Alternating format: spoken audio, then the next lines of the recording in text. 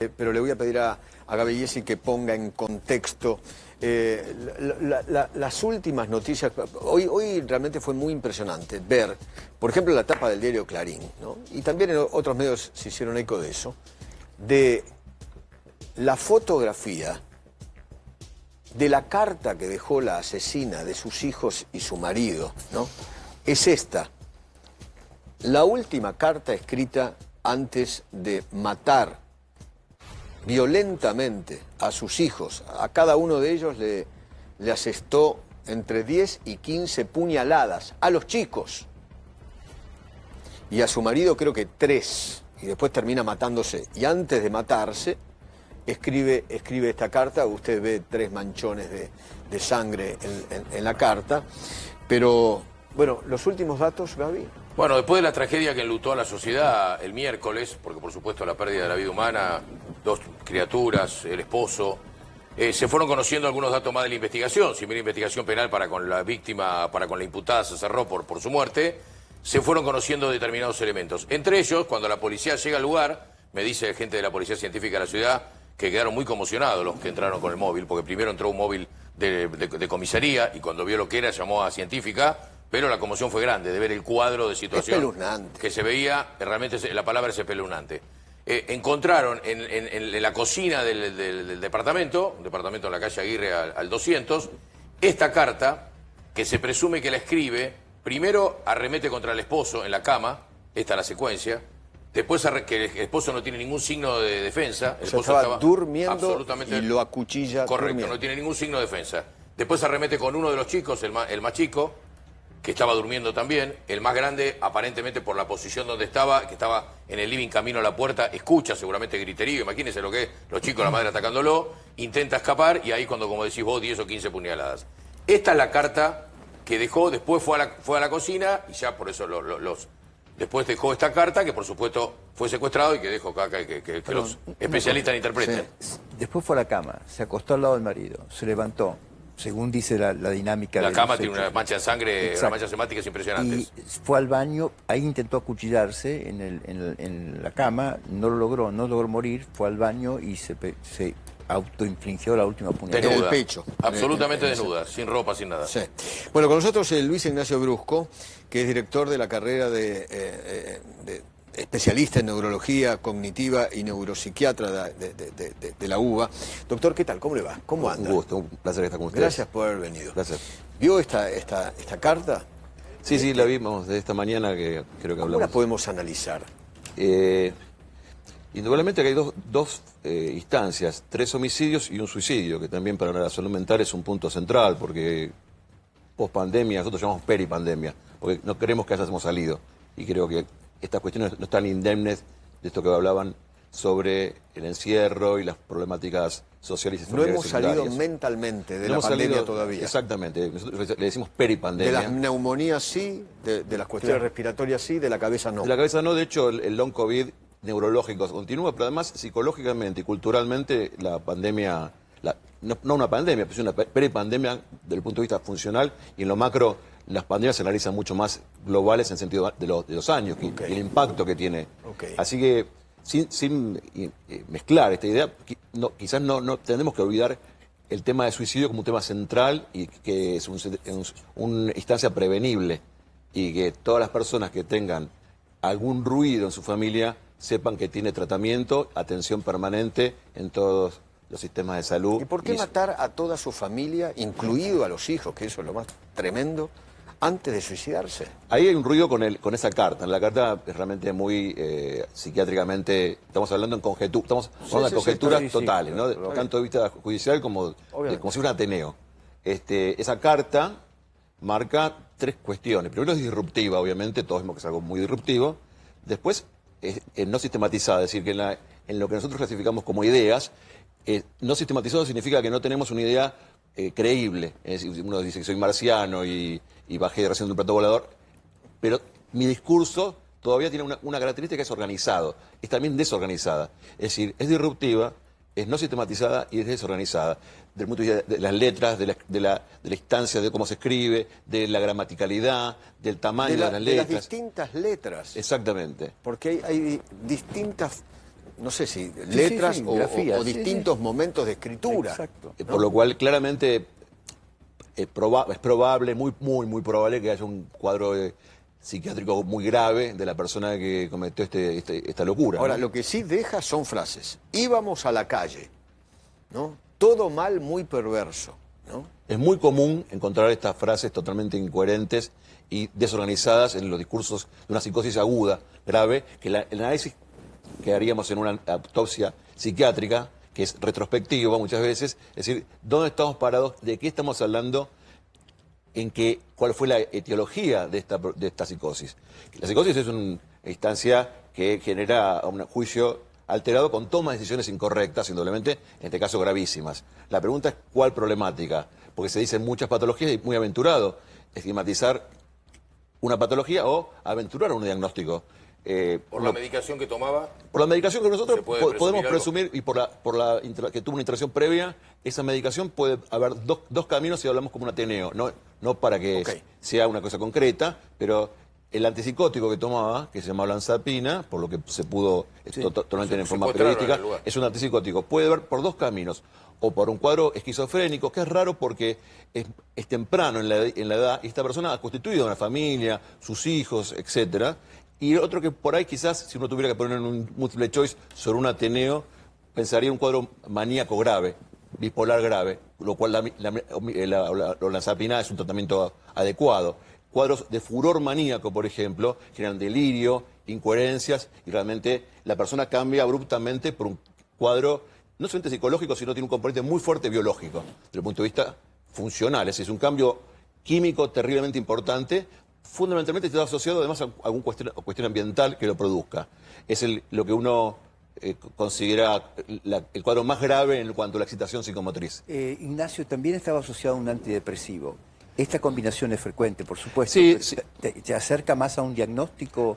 Es muy común en enfermedades bipolares usar un antidepresivo, aunque lo más común es fluoxetina con olanzapina, se utiliza sertralina, pero la sertralina yo creo que no impacta en nada, ni dejarlo ni en tomarlo. Realmente no creo que haya sido una situación definitoria, pero claramente si tomaba sertralina es porque tenía un componente depresivo. Lo que pasa es que a veces en la esquizofrenia también se dan esta cuestión. Un tercer ítem puede ser que hay personas que tienen un cuadro neurológico que está dando síntomas conductuales como un tumor en el cerebro y que puede también perfectamente ser la cuestión, que no creo porque tiene un antecedente de hace 2 años que ya hubiera habido otras evidencias. Pero también no es tan fácil, ¿no? Aparentemente esta mujer estuvo 2 veces internada. Claro, exacto. Sí. Dos internaciones al estar previamente y 2 internada, externaciones. Exacto, ¿no? exacto. El tema es, ¿por qué la externaron si estaba tan grave? Lo que pasa es que los cuadros bipolares, no estoy justificando nada, estoy tratando de entenderlo. Los cuadros bipolares revierten y de repente una persona que estaba muy excitada se deprime y de repente está normal. Es muy porque en las fotos que impredecible. nosotros vemos de familia, ¿no? Se ve una familia maravillosa. Exacto. Fantástica. Exacto. Igualmente yo siempre digo, ¿no?, que una foto no indica lo que es la familia las 24 horas del día, los 365 días del año. No es la película. No, exactamente. Es una foto, un momento, solamente un instante, pero después lo que es la familia puede ser otra cosa, ¿no? Nacho, el efecto de haber dejado de tomar los medicamentos 2 semanas, como refiere la empleada. Sí. ¿Qué Puede ser en cualquiera de los cuadros que vos estás puede ser si imaginando? estamos hablando de un cuadro bipolar, puede ser un agravante o que desencadene indirectamente un cuadro mucho más importante, por lo menos en lo conductual. Quizás no revierta la enfermedad, no cambie, pero sí, si había un cuadro de excitación, podría ser mucho más impulsiva la persona. Ignacio, hay mucha gente que tiene un trastorno de bipolaridad y depresión y, por supuesto, periodos de manía. Pero no termina de esta manera. Pero no termina matando a su familia. Exactamente, exactamente. Acá hay 2 cosas. Primero, la olanzapina es un medicamento muy común y muy usable, sí, por lo cual, muy bien, Claudia, te agradezco porque hoy también lo había comentado. Tomar olanzapina no significa tener ningún problema importante. Es un medicamento curativo que funciona muy bien y que es muy noble realmente. Acá se asocian otros problemas que se desconocen. Puede haber asociado un trastorno de la personalidad o puede haber asociado un cuadro de furor maníaco, que tampoco es que no existen. Es decir, cuadros de problemas intrafamiliares con problemáticas de este tipo existen en el cuerpo médico forense. ¿Y en este tipo de cuadros se puede presumir una premeditación o una reacción espontánea? Yo creo que si si uno viera este cuadro, en un principio pensaría que es una situación de inimputabilidad. Pero no fue premeditado. No, puede haber sido ese día a la mañana se despertó a las 5:30 de la mañana y algo pasó que terminó con la familia. Es probable que sea premeditado, pero desde una idea totalmente delirante e incoherente, suponte. O mística o persecutoria. Que se van rumiando, ¿no? Se me ocurre lo siguiente. Pablo, buscate la foto de esta mujer un día en una playa, en una reposera, se saca la foto con un libro que ella estaba leyendo. En México, estaban de vacaciones. En México de vacaciones. Buscá esa foto, por favor, porque ella estaba leyendo un libro sobre crímenes. De familia. Crímenes de familia, justamente. Eso. Ahí está. Y es una mujer con una manzana y un cuchillo en la mano. ¿No? Sí, Esto quizás... puede ser algo de lo que decía Gaby, la premeditación, que ella estaba... Sí, porque leyendo. había un posteo acompañando esa foto que también era un poco sugestivo porque postea al lado de eso de que uno de sus hijos se estaba como portando mal y una amiga o alguien le comenta, bueno, lo mataste, como en chiste, pero digamos, ahora ese comentario de que ella se queja toma otro sentido. Porque... Bueno, en un Facebook también ella inclusive se queja de un viaje a Mar del Plata. Hay unas líneas de un posteo de Facebook que quizás Pablo las tiene, yo las pasé al grupo, que quizás a vos te puedan llegar a interpretar algo, porque ella estaba como actuando de esposa. Entonces es una situación bastante particular la que se puede leer. Ella escribió el 1 de marzo, Mar del Plata, provincia de Buenos Aires, un Mar del Express, se activó, se canceló, se cambió, se hizo lo que se pudo, es lo que hay. Que llueve, que sale el sol, que el hotel, que manejar, que el teatro, que la tormenta, que sí, que no. Mar del Plata es muy especial, muy cerca, muy práctico. El motivo fue Aquapolis. El motivo fue que el 5 arrancan las clases. El motivo fue mi promesa. Más valijas, más sillita, más lonita, tejido, palita, mates. Acá hay una señora con un hartazgo personal y familiar enorme, ¿o no? Muy delirante. Totalmente, pero a mí me parece muy interesante esta línea, porque esta línea lo que marca es que en ningún momento, si bien hay una clara instancia impulsiva, iterativa, hay una coherencia en el discurso, a diferencia del otro. No está desorganizado. Sí. Es claramente una poesía del malestar, ¿no? Claro, poesía de agobio. Claro, exactamente. No podemos descartar que haya asociado algo que nosotros vemos todo el tiempo, que sea un trastorno de la personalidad grave de la persona. Después ella en otro lugar, en otro posteo, habla de sus 50 años, de que crió a los hijos 15 años, que el viaje no tenía que ver con dormir, eso. Que no, el viaje tenía que ver con el festejo de la perimenopausia, de sus 50 años. Claro. Muchas veces encontramos trastornos borderline o trastornos límite de la personalidad o trastornos muy graves antisociales que pueden ir acompañando y que cuando se disparan con patologías que llaman comorbilidades, como una manía, por ejemplo, se dispare un como medio muy grave, que concluyen estas cuestiones. Por eso estamos hablando de esta situación.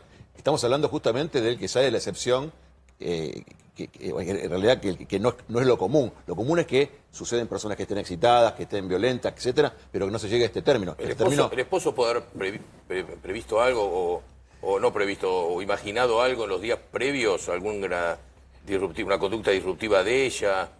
Es como dijo Eduardo, en estas relaciones que son películas se naturalizan cosas que son totalmente normales. Este Facebook es absolutamente normal.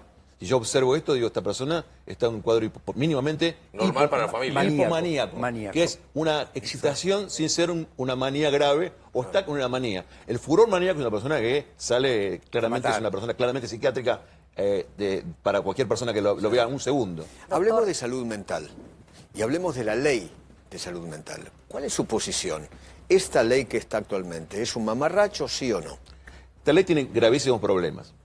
Nosotros hemos participado en una charla en el Congreso hace un tiempito, la verdad que con gente de diferentes posiciones partidarias, pero con un concepto en general muy parecido, que tiene grandes problemas. Uno es el tema de... Voy a empezar por lo de atrás. Lo más grave es la ausencia de camas, prejuzgando a los hospitales monovalentes de salud mental como que fueran lugares absolutamente del medioevo, cuando no lo son lugares polivalentes, con Y además, estructuras de neurólogos. lugares violadores de los derechos humanos. Exactamente, ¿no? con un perjudicamiento de absoluto. tortura. Exacto. ¿no? Eso hizo dos cosas. Primero que decía que en un momento de la temporalidad tenían que haber cerrado, cosa que no era locura, pero una acción más grave es que no hubo nuevas camas. Es decir, que No hubo presupuesto para eso, Nacho. Claro, no hubo presupuesto, no hubo inversiones, ni públicas ni privadas, no hubo financiamiento y tampoco hubo proyectos.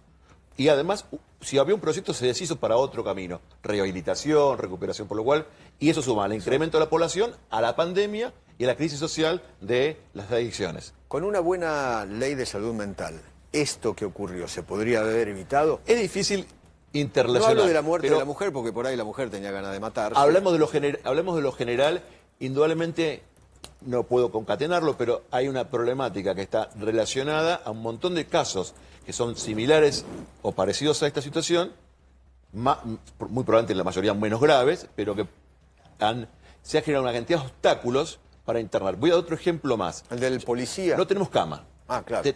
Pero también tenemos una instancia que dice cierto y un riesgo cierto e inminente. Lo cierto, no, con decir inminente era más fácil, pero lo cierto es casi que tenemos la certeza que va a pasar. Exactamente. Y hay un tercer punto que pasó quizás de largo, donde se excluye la presencia del médico para poder internar, lo cual cualquier persona podría internar, por ejemplo, un trabajador social con un psicólogo, porque tiene que ser un médico psiquiatra o un psicólogo a internar que no tiene una formación, son dos carreras muy importantes, no tiene una formación en la biología, en la medicina para descartar un tumor en el cerebro, por ejemplo, y miles de patologías. Pero además otra cosa más que pasó de largo, que exige un médico psiquiatra, no un médico, es decir, que discrimina la figura del médico, permite un trabajador social, un enfermero que haga salud mental, un psicólogo, un psicoterapeuta, pero el médico tiene que ser psiquiatra, es decir, que tiene 8 años de formación, más 5 años más o 4 años más de psiquiatría. Tiene que tener 12 años. Nacho, ¿te paso una pregunta? Sí. Perdóname si te incomoda la pregunta. No, porque no me incomoda La nada. Asociación Argentina de Psiquiatría, yo no la escucho hablar de esto. Hay varias asociaciones, hay algunas que sí. La que vos y te manejas, ¿alguna habla? Sí, están, de hecho, bueno. han participado en esta discusión. Hubo en el momento de conformar la ley, hubo una de las asociaciones que realmente, para mi manera de ver, estuvo mal conducida en el sentido de su discurso. Pero acá no pasa por los psiquiatras, pasa por los médicos. Y ahí sí, como decano de medicina, puedo afirmar lo siguiente. Se excluyó a los médicos, se discriminó a los médicos, porque un médico no podría tener la capacidad de internar a un paciente y si un terapeuta ocupacional. Un médico clínico está arriba de la ambulancia. Mirá qué fácil. Claro, ¿Cómo eso se me refiero. facilita? Claro. Cuando pone Llega médico con la psiquiatra, ambulancia, claro. hacen una exclusión de todo el resto de los médicos. Por ejemplo, un neurólogo. Si y, por ejemplo, en las guardias hemos tenido que sacar a agregar un médico especialista en psiquiatría, lo cual dificultó la atención, porque no puede operativizar ningún tipo de actuación de internación o de contención de un paciente si no es médico psiquiatra. Sí.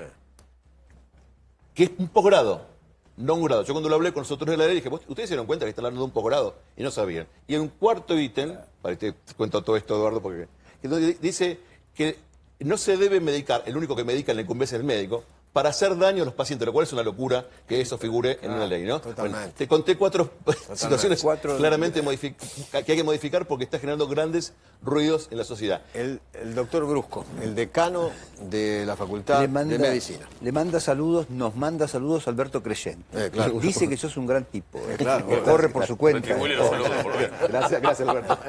Se nota que son mi amigo. Brusco no es un cualquiera, insisto y remarco, Es un número uno. es el decano de la Facultad de Medicina. Y psiquiatra. Y además psiquiatra. Quiero agregar una cosa más que tiene una parte que está bien, que es la revisión de las insanias, que era un problema que teníamos, que está ok. Me parece bien esa parte de la ley, pero luego ha dificultado fuertemente la capacidad y la defensa de los derechos de los pacientes, no de nosotros, que es una discusión de corporaciones, de las personas, ese es el problema. ¿Insania o insanía? Insania. Insania. Así está Así bien dicen dicho. los abogados, por lo menos. Así está bien dicho. Insania. Bueno, muy bien, todos los días aprendemos algo nuevo. Muy bien.